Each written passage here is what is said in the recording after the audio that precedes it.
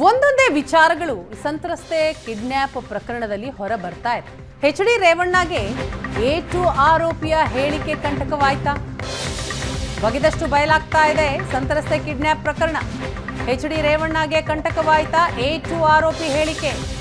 Kidnap ಮಾಡಿಸಿದ್ದು ರೇವಣ್ಣನೇ ಅಂತ ಸತೀಶ್ ಹೇಳಿದ್ರ.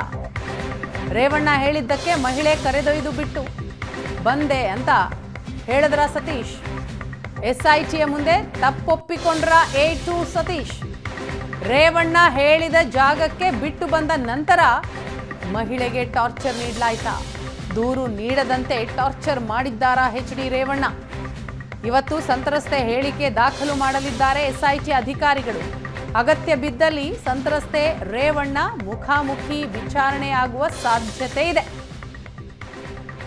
ಬಗೆದಷ್ಟು ಬಯಲಾಗ್ತಾ ಇದೆ ಸಂತ್ರಸ್ತೆ ಕಿಡ್ನ್ಯಾಪ್ ಪ್ರಕರಣ. A2 ಆರೋಪಿ ಈ ಪ್ರಕರಣದಲ್ಲಿ ಸತೀಶ್ ಈಗಾಗಲೇ ಅರೆಸ್ಟ್ ಆಗಿದ್ದ.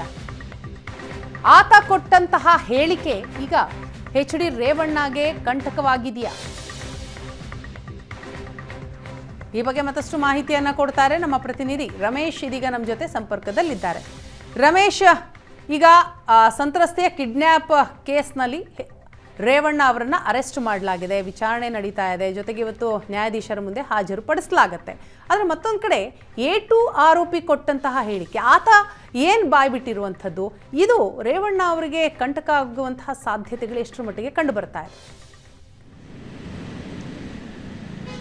ಖಂಡಿತ ವೀಣಾ, ಈಗಾಗಲೇ ಕಂಟಕ ಆಗಿದೆ ಅಂತಲೇ ಹೇಳ್ಬೋದು. ಯಾಕೆಂದರೆ KR ನಗರ ಪೊಲೀಸ್ ಠಾಣೆಯಲ್ಲಿ ದಾಖಲಾದಂಥ ಪ್ರಕರಣಕ್ಕೆ ಸಂಬಂಧಪಟ್ಟಂತೆ ಈ ರೇವಣ್ಣ ಅವರು A1 ಆಗಿದ್ದಾರೆ. ಅಂದರೆ ಆ ಸಂತ್ರಸ್ತೆಯ ಮಗ ಕೊಟ್ಟಂಥ ದೂರಿನಲ್ಲಿ ಕೂಡ ರೇವಣ್ಣ ಅವರು ಕಿಡ್ನ್ಯಾಪ್ ಮಾಡಿಸಿದ್ದಾರೆ.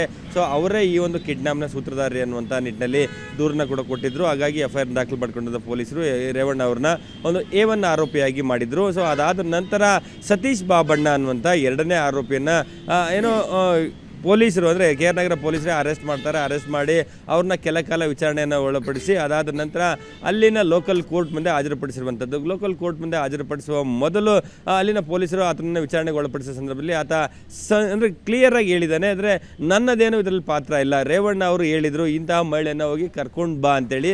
ಸೊ ಅವ್ರನ್ನ ಹೋಗಿ ಬೈಕ್ನಲ್ಲಿ ಕರ್ಕೊಂಡು ಬಂದು ಅವ್ರು ಹೇಳಿದ ಜಾಗಕ್ಕೆ ಬಿಟ್ಟು ಹೋದೆ ಅಷ್ಟು. ಅದನ್ನು ಹೊರತುಪಡಿಸಿದ್ರಿಂದ ಆಚೆಗೆ ನನಗೇನು ಗೊತ್ತಿಲ್ಲ ಯಾಕೆ ಅವ್ರು ಕರೆಸಿದ್ರು ಅಂತ. ನಾನು ಅವ್ರು ಹೇಳಿದ ಜಾಗ ಬಿಟ್ಟು ಹೋದ ನಂತರ ಆಕೆ ಎಲ್ಲಿ ಹೋಗಿದ್ದಾಳೆ, ಎಲ್ಲಿ ಏನಾಗಿದ್ದಾಳೆ, ಈಗ ಏನು ಎತ್ತ ನನಗೇನು ಗೊತ್ತಿಲ್ಲ. ಕೇವಲ ರೇವಣ್ಣ ಅವರ ಸೂಚನೆಯ ಮೇರೆಗೆ ಮಾತ್ರ ಆ ಸಂತ್ರಸ್ತ ಮಹಿಳೆಯನ್ನು ನಾನು ಕರ್ಕೊಂಡು ಹೋಗಿದ್ದು. ಅದಾದ ನಂತರ ರೇವಣ್ಣ ಅಥವಾ ರೇವಣ್ಣನ ಕಡೆಯವರು ಆ ಮಹಿಳೆಯನ್ನು ಎಲ್ಲಿಟ್ಟಿದ್ದಾರೆ, ಏನು ಮಾಡಿದ್ದಾರೆ, ಆಕೆಗೆ ಏನು ಒತ್ತಡ ಹಾಕಿದ್ದಾರೆ, ಯಾವ ಉದ್ದೇಶಕ್ಕೆ ಕರ್ಕೊಂಡು ಹೋದ್ರು ಅದ್ಯಾವುದು ನನಗೆ ಗೊತ್ತಿಲ್ಲ ಅನ್ನುವಂಥದ್ರ ಹೇಳಿಕೆಯನ್ನು ಕೊಟ್ಟಿರೋದ್ರಿಂದ ಸೊ ಈ ಒಂದು ಕಿಡ್ನ್ಯಾಪ್ನ ಪ್ರಮುಖ ರೂವಾರಿ ಮತ್ತು ಉದ್ದೇಶಗಳೆಲ್ಲವೂ ಕೂಡ ರೇವಣ್ಣ ಅವರದ್ದು ಆಗಿತ್ತು ಅನ್ನುವಂಥದ್ದು ಕೂಡ ಸತೀಶ್ ಬಾಬಣ್ಣ ಕೊಟ್ಟಂಥ ಹೇಳಿಕೆಯಲ್ಲಿ ಸ್ಪಷ್ಟ ಆಗಿರುವಂಥದ್ದು. ಸೊ ಅದು ಒಂದು ಕಡೆ ಆದರೆ ಈಗಾಗಲೇ ನಿನ್ನೆ ಮೈಸೂರಿನ ಕಾಳೇನಹಳ್ಳಿಯಲ್ಲಿ ಸಂತ್ರಸ್ತೆಯನ್ನು ರಕ್ಷಣೆ ಮಾಡಿದ್ದಾರೆ. ಮಹಿಳೆ ಕೂಡ ಈಗಾಗಲೇ SIT ಮುಂದೆ ಒಂದಷ್ಟು ಹೇಳಿಕೆಯನ್ನು ಕೊಟ್ಟಿರುವಂಥದ್ದು. ಆದರೆ ಮಹಿಳೆ ಯಾವ ರೀತಿ ಹೇಳಿಕೆಯನ್ನು ಅಂದರೆ ನಾನು ಸ್ವಯಂ ಪ್ರೇರಿತವಾಗಿ ಹೋಗಿದ್ನ ಅಥವಾ ಆಕೆಯನ್ನು ಕಿಡ್ನಾಪ್ ಮಾಡಲಾಗಿದೆ ಅನ್ನುವಂಥ ಹೇಳಿಕೆ ಕೊಟ್ಟಿದ್ದಾಳೆ. ಆ ಒಂದು ಸಂಬಂಧಪಟ್ಟಂತೆ ಇನ್ನೊಂದಷ್ಟು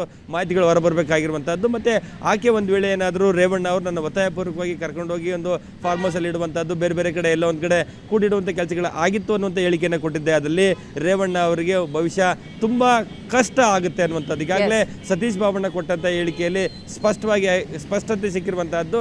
ರೇವಣ್ಣ ಅವರೇ ಕಿಡ್ನಾಪ್ ಮಾಡಿಸಿದ್ದು ಅನ್ನುವಂಥದ್ದು. ಆ ನಿಟ್ಟಿನಲ್ಲೇ ಪೊಲೀಸರು ಆ ಹೇಳಿಕೆಯನ್ನು ಇಟ್ಕೊಂಡು ಮತ್ತು ಮಗನ ದೂರನ್ನ ಇಟ್ಕೊಂಡು ಮತ್ತು ಇಲ್ಲಿವರೆಗೆ ಸಿಕ್ಕಂಥ ಸಾಕ್ಷಿಗಳು, ಆ ಮಹಿಳೆಯನ್ನು ಎಲ್ಲೆಲ್ಲಿ ಕರ್ಕೊಂಡು ಹೋದ್ರು, ಏನು ಮಾಡಿದ್ರು ಅಂತ, ಆಕೆಗೆ ಏನು ಟಾರ್ಚರ್ ಕೊಟ್ಟರು, ಸೊ ಈ ಸಂಬಂಧಪಟ್ಟಂತೆ ಒಂದಷ್ಟು ಸಾಕ್ಷಿಗಳನ್ನ ಇಟ್ಕೊಂಡು ಈಗ ತನಿಖೆಯನ್ನು ಮಾಡ್ತಾ ಇದ್ದಾರೆ. ರಮೇಶ್, ಹಾಗೆ ಸಂಪರ್ಕದಲ್ಲಿ ಒಂದ್ ಕಡೆ ಎಚ್ ಡಿ ರೇವಣ್ಣರ ವಿಚಾರಣೆ ನಡೀತಾ ಇದೆ. ಸೊ ಅವರನ್ನ ಎಷ್ಟೊತ್ತಿಗೆ ನ್ಯಾಯಾಧೀಶರ ಮುಂದೆ ಹಾಜರುಪಡಿಸಲಾಗತ್ತೆ ಅನ್ನೋದರ ಪ್ರಶ್ನೆಯೂ ಕೂಡ ಇರುವಂಥದ್ದು.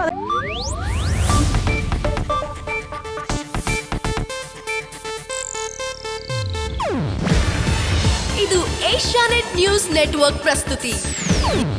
ನೀವು ನೋಡ್ತಿದ್ದೀರಾ ಏಷ್ಯಾನೆಟ್ ಸುವರ್ಣ ನ್ಯೂಸ್.